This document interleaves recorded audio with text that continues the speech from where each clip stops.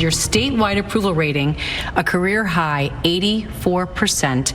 You came in second only to President Obama as the most trusted Democratic leader in America. The Cuomo brothers, you and your brother Chris, tied as the most desirable men in New York. I think he's doing a hell of a job. I think he has been the lead horse here. Real leadership of the kind the President of the United States should have provided. Cuomo, I think, is one of the heroes on the front lines. Cuomo may be the single most popular politician in America right now. This has been a remarkable show of leadership by Governor Cuomo in recent days. Say on behalf of just me, but my family, but New Yorkers, bigger than that, the world. Thank you for your leadership. Can I say that I am a Cuomo-sexual? Everyone should be a Cuomo-sexual in that way. Many Americans experience moments of being at least Andrew curious, if not fully Cuomo-sexual. I just want you to take a look at this. We were so dehydrated for real leadership that when he came on the scene, looking like this big Italian hunk, I was like,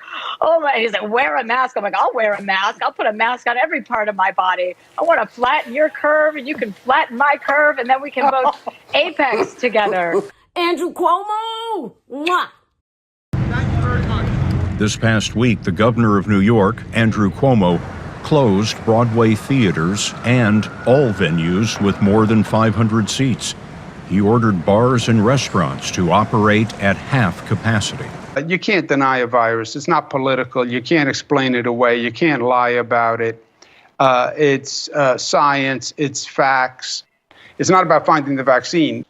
The only way to beat a virus is to be unified in your approach. Andrew Cuomo was then given an Emmy for his masterful COVID briefings. It is now my distinct pleasure to present the 2020 International Emmy Founders Award to Governor Andrew Cuomo. I wish I could say that my daily COVID presentations were well choreographed, scripted, rehearsed, or reflected any of the talents that you advance. They didn't.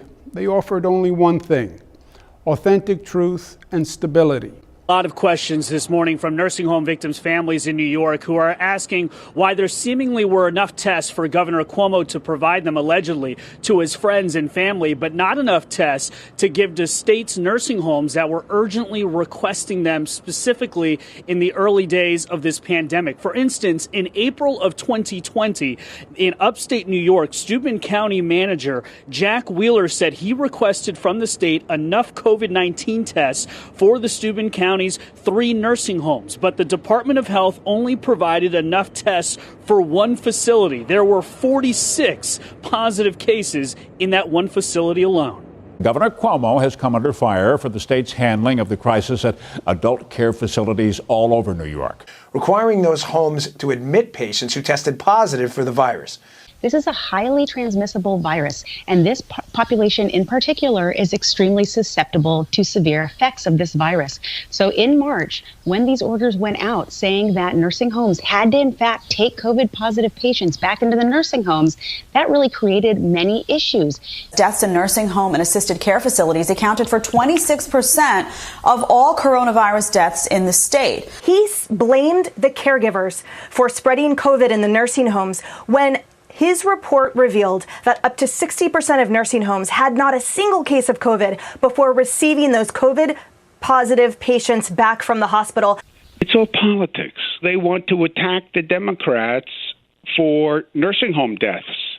It's the same MO, just distract, create a shiny object to take attention off what they don't want you to focus on. The media is doing their best to protect and cover up for Cuomo by giving this new nursing home scandal very little airtime. Look at this chart right here. The major networks barely touched the story yesterday. Not surprising, though, because for months they sucked up to this guy and told Americans he handled the pandemic better than anybody. The public was largely kept in the dark about Governor Cuomo's move to put COVID recovering patients back into nursing homes. Governor Cuomo has been facing mass accusations of underreporting the number of seniors who died after being infected in nursing home facilities across the state. Underreporting by thousands of deaths.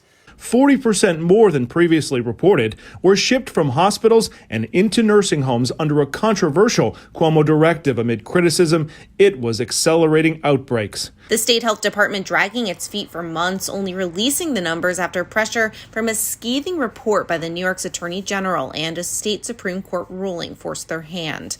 In the past, they've claimed they were getting the data together. Now Cuomo's top aide, Melissa DeRosa, has admitted they purposely withheld the numbers. On a private phone call with lawmakers, DeRosa said after being asked last summer for the information by the Trump administration's Department of Justice, quote, basically we froze, adding they were afraid that the numbers would be used against us. NBC News has now confirmed the FBI and a U.S. attorney are investigating the New York governor Andrew Cuomo's handling of data on nursing home COVID deaths. New reports from the Wall Street Journal and the New York Times claim that Governor Cuomo's top aides rewrote a state health department report over the summer, changing the number of COVID-19 deaths reported in nursing homes, which at that time was more than 9,000. The Cuomo administration reportedly pressured the health department to only include data on residents who died in long-term care facilities, not those who were in nursing homes and then died in hospitals, undercutting the death count by as much as 50%. Earlier this year, Governor Cuomo admitted that his administration downplayed the numbers to avoid a potential federal investigation. He's shocked the governor of New York is a liar. The Wall Street Journal had a blockbuster report late yesterday that apparently Governor Cuomo's advisors altered the report on the number of nursing home deaths. Apparently in the month of July, the actual number was 10,000 people had died so far from nursing homes. But they looked at that number and they said, oh, that's not good. And so they pared it down to 6,400.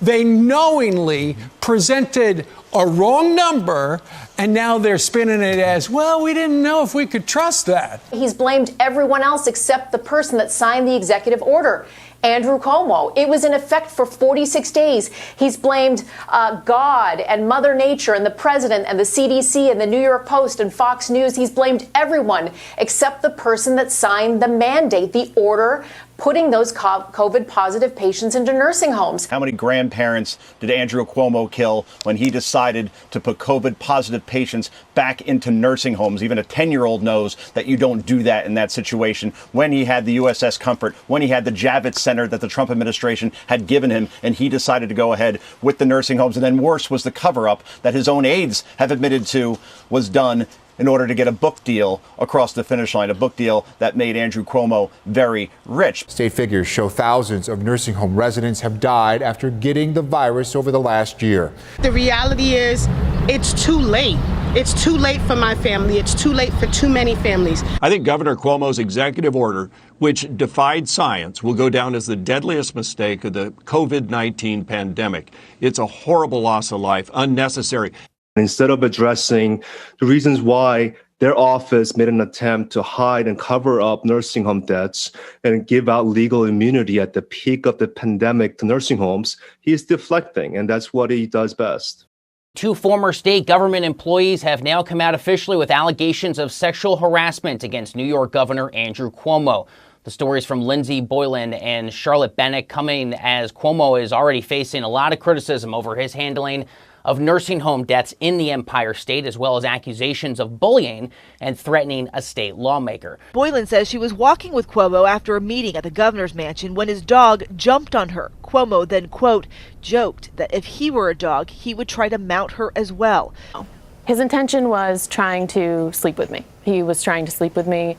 And that was actually pretty clear from the report today that he was sexually harassing me. He was not acting as a mentor. He put his hand up my blouse and cupped my breast over my bra. Anna Roosh, who Cuomo met at a wedding, says she felt uncomfortable and embarrassed when Cuomo cupped her face in his hands.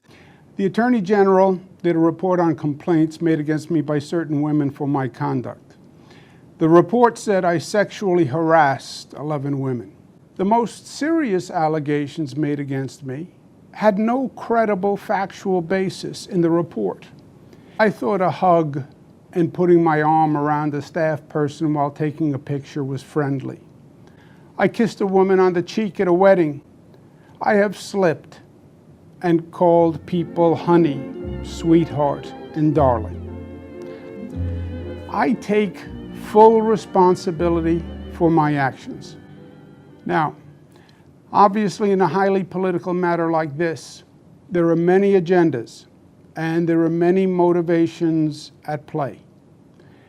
If anyone thought otherwise, they would be naive. Part of being New York tough is being New York smart. New York smart tells us that this situation and moment are not about the facts. It's not about the truth. It's not about thoughtful analysis. It's not about how do we make the system better. This is about politics. I say they actually discredit the legitimate sexual harassment victims that the law was designed to protect. Cuomo's most trusted aide, Melissa DeRosa, resigned. The state attorney general's report, in which Cuomo was alleged to have sexually harassed 11 women, also claimed DeRosa played a leading role in trying to protect the governor against harassment allegations.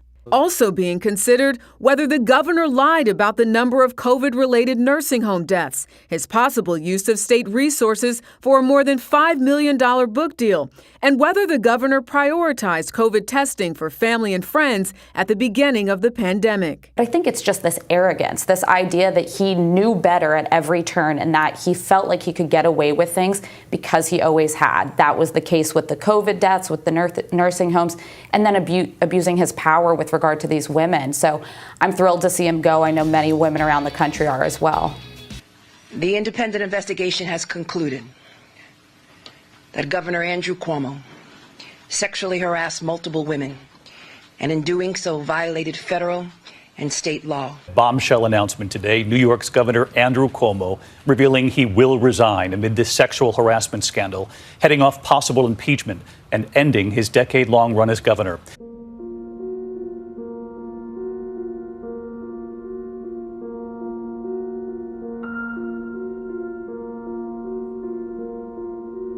Just do the right thing. This is not about politics, this is about being able to sleep for the rest of your life, looking back at this moment and being able to say, I did the right thing. I saved lives. I saved as many lives as I could.